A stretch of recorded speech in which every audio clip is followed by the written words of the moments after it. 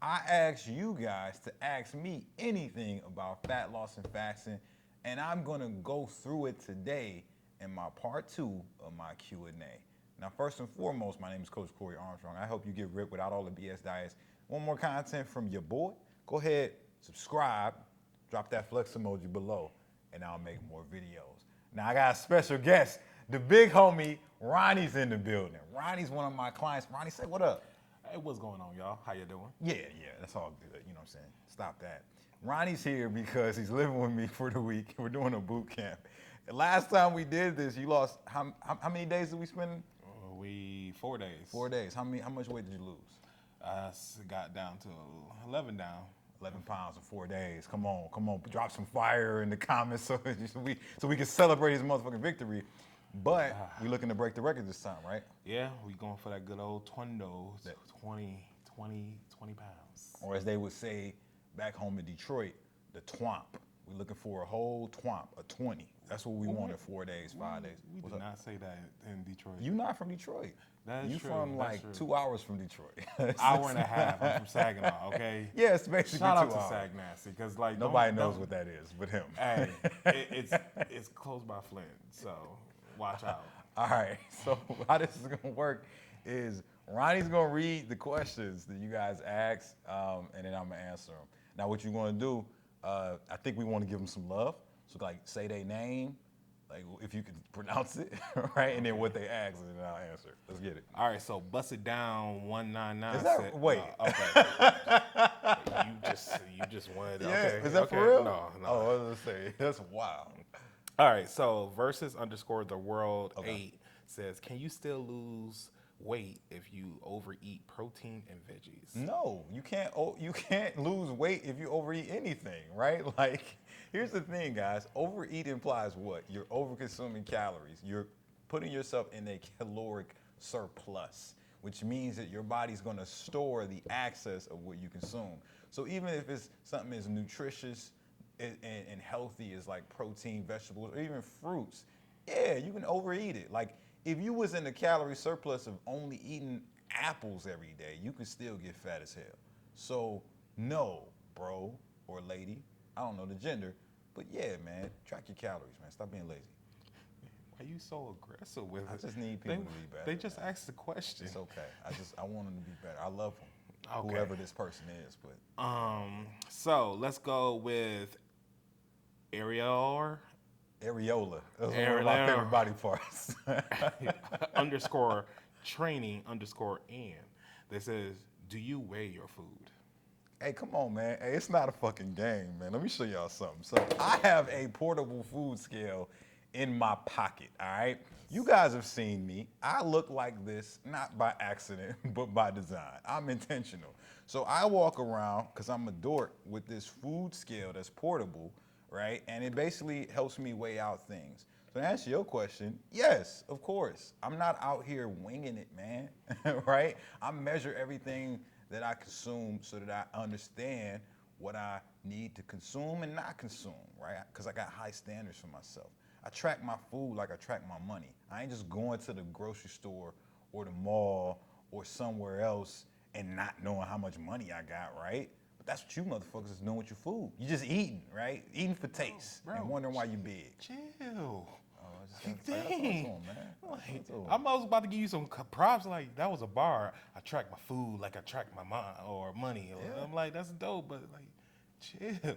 Yeah. That was a little bit aggressive. I am a little bit aggressive today. He's right. Let me put this away.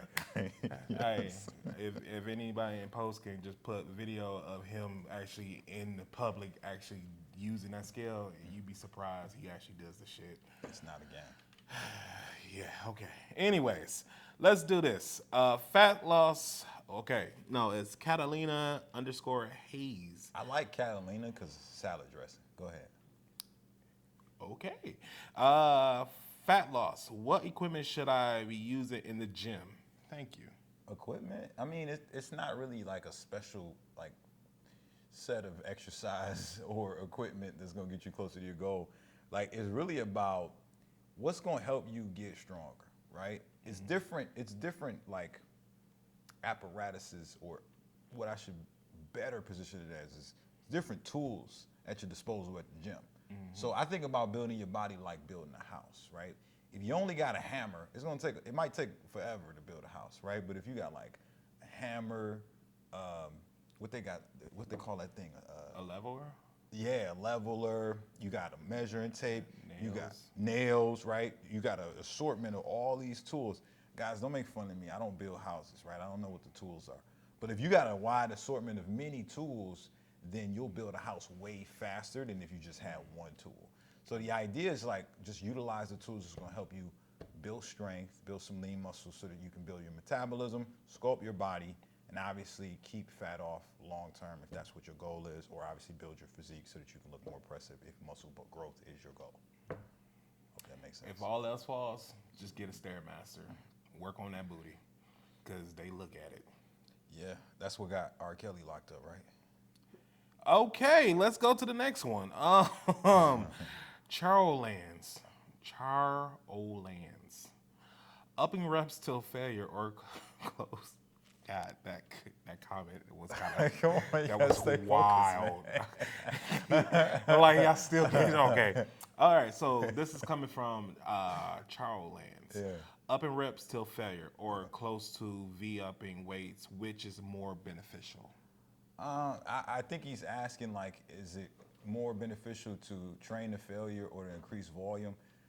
I'm always going to lean on the side of, like, focusing on increasing volume over increasing intensity. So your idea of failure falls into a bracket of training stimuli called, like, intensity. So when you train the failure, you're just maxing out on the intensity or the perceived intensity. Just so you guys know, training for intensity is just how hard you're getting your body to work to do something, right? So you're essentially tapping out on intensity at the highest point that you can actually go.